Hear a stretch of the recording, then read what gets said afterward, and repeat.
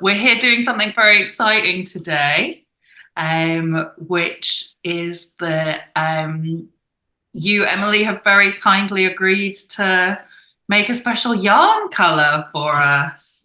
Yeah, I'm very excited. Sonia approached me about designing a shade with John Arbin fibers, and I thought, well, what could go wrong? Seems like a really fun project. So Sonia's going to show me how they mix and blend the colors. And so this is me learning how so that I can embark on experimenting. Yeah, definitely. And then the actual color, the reason we asked you is for our open weekend. So we always like to do something a little bit special for our open weekend. And this year we thought it would be great to ask some other people to make some specials rather than us just doing them. So I'm really excited to see what colors you come up with, Emily, because like we make quite a lot of specials at John Arbin Textiles, and you can always tell like who's made which color because all of us, I'm sure, as like knitters and crafters, you just have those colors you like gravitate towards. So Yeah, it'll everyone's be kind of got their fun. style, right? Um, Exactly. I've really loved working in John O'Brien yarns for a long time. And so this is always an opportunity to work with your fibers is always a joy. And I've done some hand spinning in John Arbin fibers too. And it's one of my favorite things to order. So this was an easy thing to say yes to. Oh, So I'm excited to see what this part of the process looks like. yeah, definitely. So, for anyone who is unfamiliar with us, we're a small mill in Devon, which is in the south of England, and we use all vintage machinery. And then we use a lot of like local fiber where we can as well. And I kind of like to think that the thing we're most sort of well known for, or my favorite thing about the yarn is that it's all quite heathered. So if you think of those like traditional um like tweedy shades, they're sort of a little bit like that. Rather than being hand dyed, there's just like if you look at the color from far away, it'll be like a solid. And then when you look at it up close, it's actually got lots of different flecks in it. I foolishly have no yarn. Yeah, I don't have any with me either So here. I do Um, have a project I could grab. So I do feel like that's one of the magical things about your yarn is the heather nature and like the colors that look maybe green or look maybe black, but then you look at them and you're like, oh, but there's flecks of red and yellow. I particularly love Black Gold of the Sun from the yes, Yarnadelic range. It's just gorgeous. yeah, that is a firm favorite. It's sort of like fireworks. So this is just my own personal knitting project, but you can see, I mean, the light is not great because it's dark, but you can see it's pink, but it actually has these little splotches of blues and yellows in there. Ooh, So what that's shade is that one? the thing. It's called Slack McGirdle. It's an apple door Oh, is it color. one of the apple door colors? Yeah. Yeah. So that's what you'll be doing. So we kind of prepped our materials beforehand. I'll do a little self-introduction Oh, too. yes, of course. Sorry. I'm Emily Wessel from Tin Can Knits, and me and my business partner Alexa, we design knitting patterns, and we've been doing that for over a decade now. So you can find us at tincannits.com. But one of the things we're doing right now is a new app called the Tin Can Knits app, which is free on the iOS App Store or the Google Play Store. And we're developing a responsive pattern format where you see just your size and just your options because we want to make the knitting pattern simpler so you can focus on the joy of the knitting itself and not with struggling with like highlighting the right size of your pattern, etc. So that's kind of what we're all about right now. But obviously I love color, I love design. We're always coming up with new patterns. So this is the really arty side. So I'm Mm. very excited. Oh, see, I So think if you onwards. knit, I just think if you knit, then you know Tin Can Knits, It's but possibly true, but like there's always people who haven't heard of us of and want course, to go to our website, check out our free patterns. You'll have a good time. definitely. I know I did when I started knitting, so um perfect. So we're going to be making a Yarnadelic color, which is 100% Corridel. And those base shades, let me see if I can hold them all up. We've got a red, an orange, a yellow, and then there's green, blue, Piece of too. turquoise, so a little rainbow, and then also black and brown and white. So, um, the way we make the colors is it's sort of like mixing paints in a palette, but you have to make like a little recipe. Like with anything, you can't just go completely wild because then it's not repeatable. And Emily's going to come up with something that we can then replicate at the mill. So the first thing you need is a bit of paper. And then if you want to just go ahead and kind of pick a combination that you think might be nice of all these top shades we've got. And the main thing is it just wants to add up to 100. So I usually do like percentages. So Okay. So tell me, just you take, say if I was gonna pick like this teal and a yellow and a black. so How many different shades do your colors have in them? however, some of them have only got about 3, and some of them Oh. use all of the colors. So really, it's up to you. It's the same kind of color wheel principles apply. So, like if you just use the teal and the yellow, you'll get a green color. Mhm. You use the red and the blue, you'll get a purple, for instance. But I think Mhm. really the best way is just to kind of trial some things, see what happens, see whether you like it, and then kind of tweak it from there. Uh-huh. The black obviously makes things darker, and the white makes things lighter. Mhm. If you use like colors that are on the opposite sides of the color wheel, so for instance, like green and orange, when you add Mhm. those two together, it does turn into like a brown. But Mhm. sometimes that can be really beautiful, like the opposites will cancel each other out.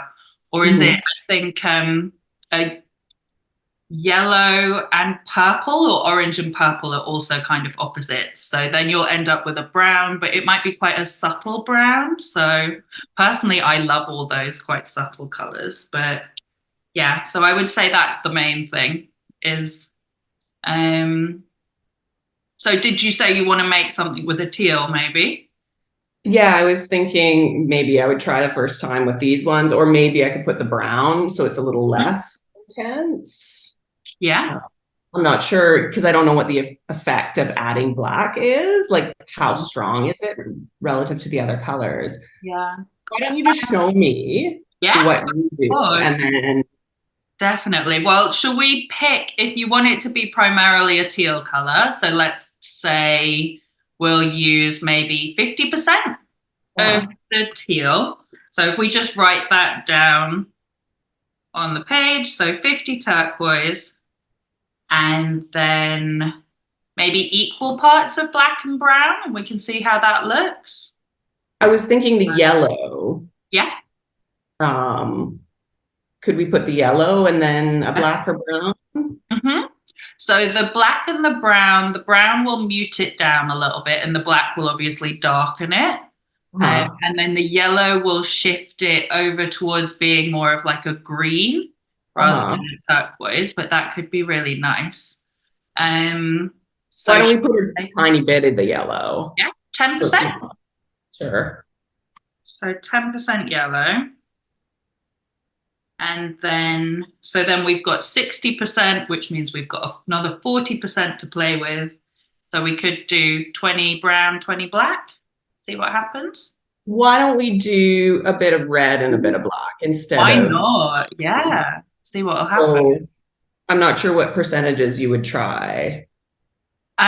Really, I mean, that's the beauty of it is it's quite nice not knowing what the outcome will be. So, um, What if we put 20% red and, oh, we got 40% left, right? And then 20% black. Perfect. 20 red and 20 black. Wonderful. So then we've got these tiny scales. Mine look like this. It's kind of like this. Look fancy. So you want to turn them on. Crucial first step. And then if you've got that tray, just make sure that it's like there's a tear on there so it's not weighing the tray. And then what we will do is weigh out 2 grams of fibre. Okay. So that'll be enough for us to play with. So whatever number we've written down on the bit of paper, you just multiply that by 2. So I should say the scales are really sensitive. So the scales go to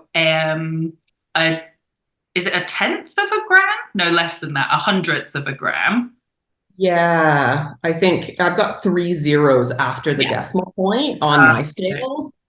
So yours are super sensitive. I think I only have 2 zeros after my decimal point. But that means that we can weigh, because wool obviously is not very heavy in the grand scheme of things. So I'll do my turquoise first. So because we're doubling it, and what we want is 50% turquoise, and we're trying to make 2 grams of fibre. So in that case, we want 1 gram of turquoise. So what I do is just pull off like quite a small little chunk and then pop it on the scales and weigh it. I think your tray's a little small, Emily, so you might have trouble balancing it. Here. I'm putting a piece over top of the tear to see, and I teared it again to see if I can use that as a little extra room.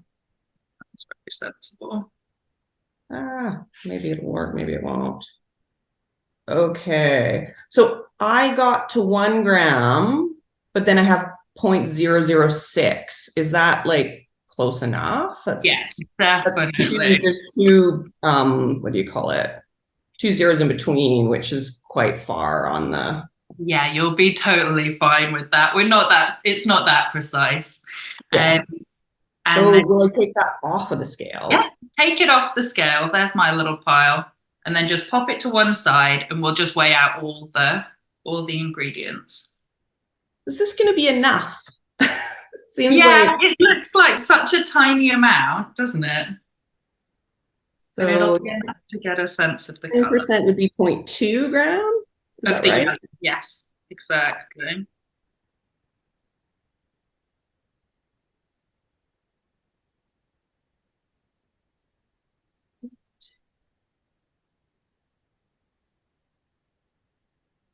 And then it's 0.4 with both the red and the black.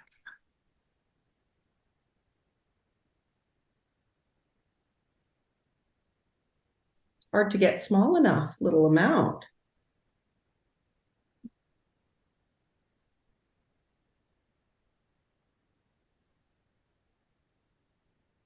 Here we are.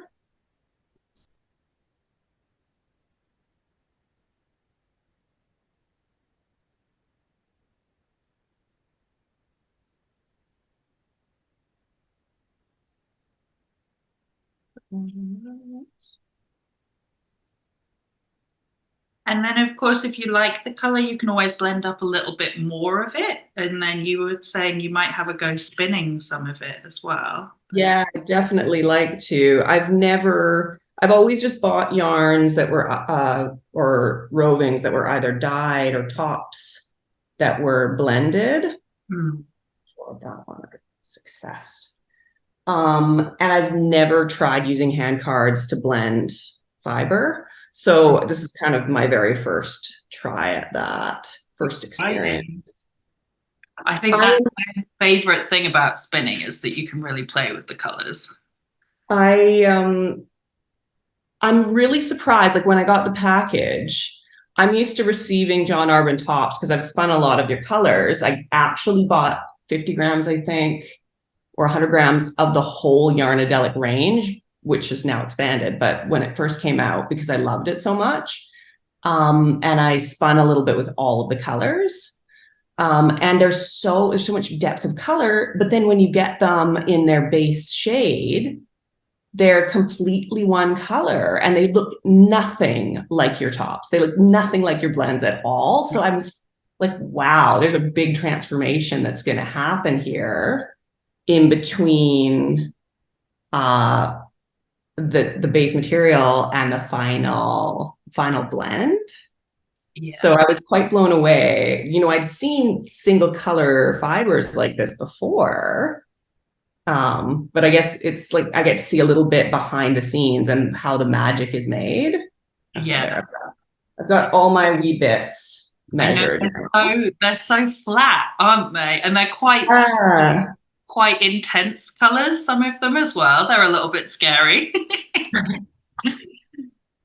Perfect. So you said you've weighed them all out.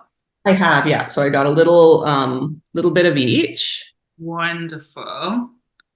So then you've already laid yours out nicely, but I'll just kind of lay mine so that all the strands are going in the same direction. And then, so then the next step, we've got our kind of input colors there. And the next step is going to be to blend them up. So I always start just blending it a little bit by hand. So if you just line them all up and then just pull it apart and then put them back together again. Okay. From the ends? From the ends and from the middle. It's really all we're doing is just aiming to get it so that the color is as blended as possible. So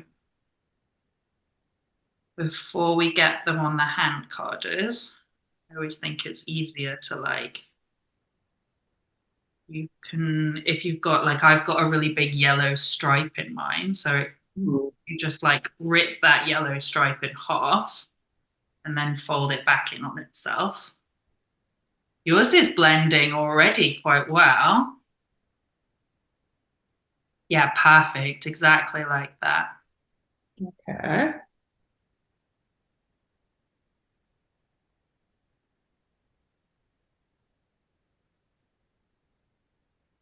It's quite hard still to tell what kind of a color we're gonna, I mean, it'll be some sort of tealy blue, won't it? But I remember one of the things that I used to do was I used to make hand-dyed yarn. Rainbow Heirloom is a hand-dyed yarn company that I started and ran for a while. Then I sold it to Nina Davies, who's still running it.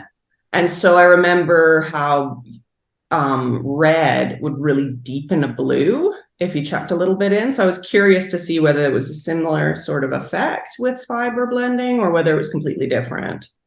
it looks like it might be, doesn't it? Yeah, I like this 10% red.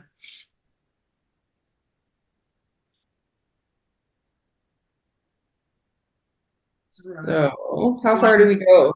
That looks pretty, that looks good. So then if you gather it all together again, Kind of. and then you want to pick up, I always think they look like big cat brushes.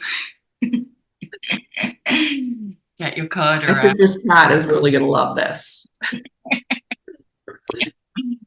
And then it's sort of tricky to, so what I will do, lift it up, is kind of pop it down. And then if I wasn't holding this, I would then pop my hand on top of it, on top of the fiber, and then, like pull down and away. So a little bit of the fiber stays and most of it comes off. And then repeat the process. And because really what we're trying to do is blend the color. So I then flip my wrist from one side to the other as well. You mean you flick it so yeah, just so that if you do have a big little yellow, a big blip of yellow or red, you're just trying to get that integrated. And so then just repeat the process until all of the fiber is on your hand carder.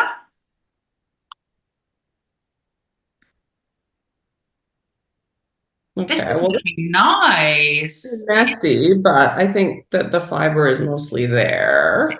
Yours looks much more blended than mine does. Maybe I was working with like longer strands from the beginning, Yeah, longer pieces that were narrower.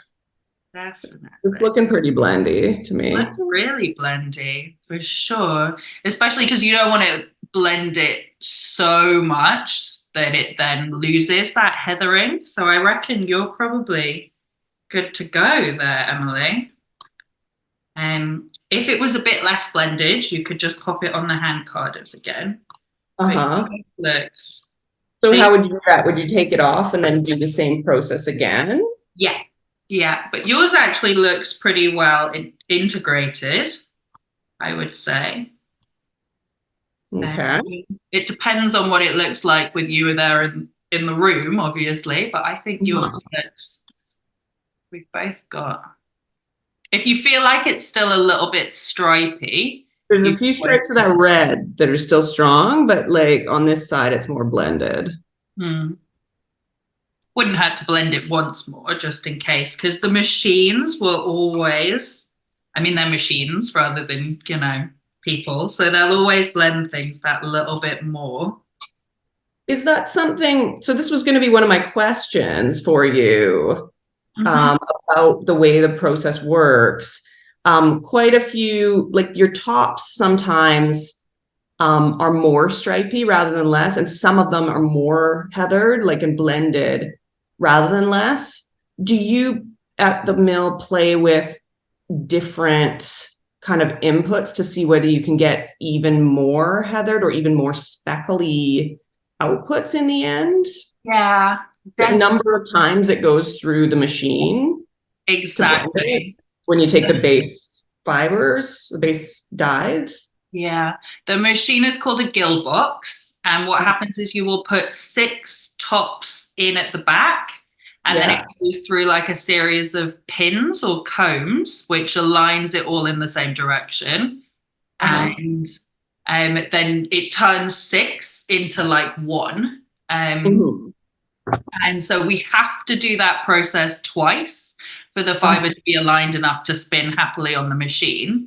But So twice is the sometimes we do it 4 times. So Yeah. that's another thing to consider with this color you're designing is you could either say to us, I don't want it very blended at all, in which case we'll just put it through twice. Or if you do want it to be really blended, then we can put Uh-huh. it through, 3 or 4 times. So So within a range like Yarnadelic, do you have different numbers for different shades? yeah, Number yeah. of times through the blending process? Yeah, so some of them, like there's a really heathered color that's kind of a sort of pale greeny gray Mhm. shade, nobody knows, Yeah. which we put through 3 times because I think Mhm. that's got about 4 or 5 different, maybe even 6 different base colors in it, but we blend it a lot so it becomes really uniform. Whereas Mhm. Black Gold of the Sun or like Bardi Dar, Yeah. um, Another those one of my ones, very favorites. Oh my yeah, God, that's the way. it's just like jeans color, isn't it? Like If faded you denim color. how about the teal and the copper, I don't know. If you haven't had a chance to try John Arbon yarns, you probably won't be listening to this. But oh my gosh, go out, get some of their colors. They're great. The photography on the website is great. Thank you. It's nothing like it is in real life still. No, yeah. I think yeah, especially with the tops. Because the tops then is exactly the same as the yarn, but obviously because it hasn't had that extra process of being spun, they look Mhm. really stripy, some of the tops, whereas Yeah. the yarn is It's much more solid. And Like, as a hand spinner, I'll be spinning, all I spin is 2-ply because I'm just a beginner spinner. And I also like the sort of speckledy effect of 2-plies. mm, But I'm always going for like, oh, this one's even more stripy. yeah, So I'll see when I do my playing around what comes of like a less stripy and a more stripy and yeah. see. They're my favorites as well, the less Mhm. blended ones. unless you're doing like sometimes if you've got like a color work pattern, those more heathered ones can be quite challenging to read in like, especially if it's more of a subtle color work pattern. But if you're just doing like stripes or like a one color thing, definitely those more heathered ones.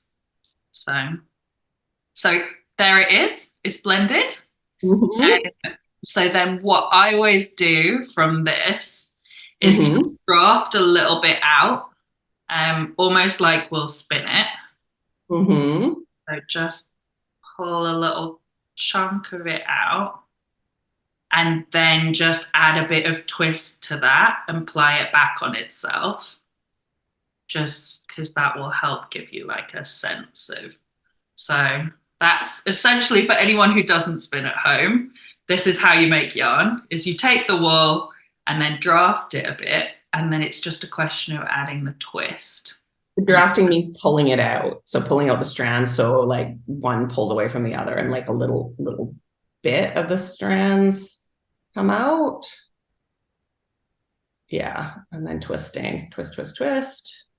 Ah, it got away from me. I know that always happens.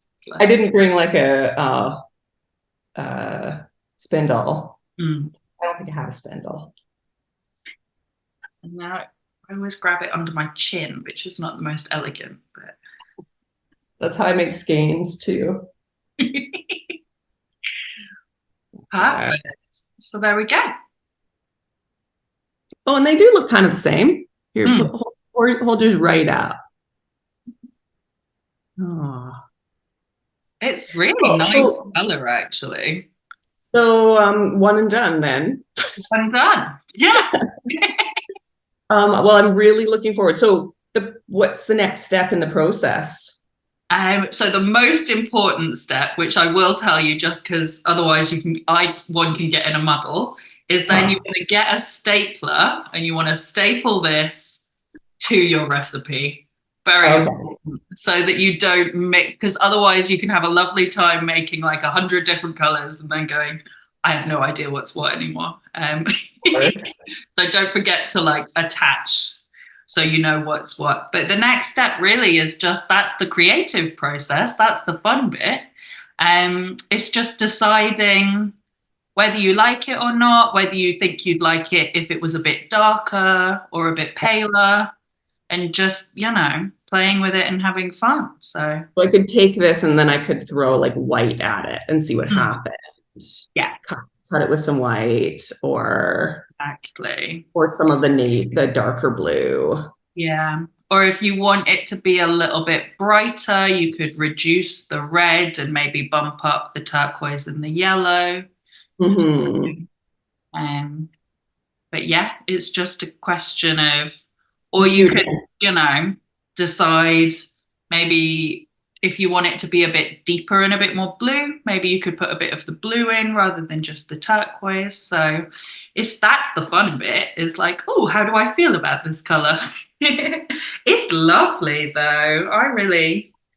It's not bad for just sort of going, what should we do? I mean, I think that's always the best way to start, is just randomly picking some things and then seeing what happens.